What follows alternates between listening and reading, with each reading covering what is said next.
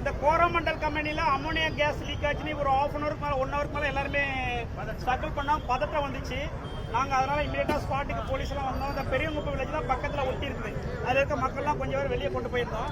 அது எப்படின்னா இந்த அமோனியா கேஸ் கடலில் ஒரு 2 கிலோமீட்டருக்கு உள்ளே தள்ளி ஒரு பைப்பில் கடல்ல இருந்து ஷிப்பில் இருந்து அந்த பைப்பில் தண்ணிக்குள்ள உள்ள வரும். பட் இப்போ ஷிப் இது இல்லை.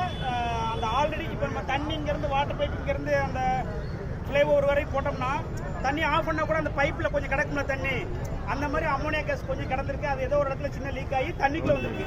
இந்த தண்ணிக்குள்ளே வந்ததுனால ஒரு ½ அன் ஹவர் அந்த கடலில் காற்றுல கலக்கும் போது அந்த ஸ்மெல் இருந்துச்சு. இப்போ எல்லாமே நான் அந்த ஸ்பாட்டில் பார்த்துட்டேன். அந்த பிளான்ட் அந்த கம்பெனியோடைய சீஃப் அதுக்கு ஹெட்டாக ஒருத்தர் இருப்பாங்களா, அவங்கள்ட்ட பேசிட்டேன். எந்த பயப்படும் இல்லை. ஏன்னா மக்கள் நிறையவங்க வயசான லேடிஸ் இருப்பாங்க, குழந்தைங்க இருப்பாங்க, கர்ப்பமான பெண்கள் இருப்பாங்க. பதறிச்சு அங்கே இங்கேயும் போனாங்கன்னா மனசு கொஞ்சம் குழப்பம் இருக்கும். அதுக்காக தான் நேரடியாக சொல்றதுக்காக வந்தேன்.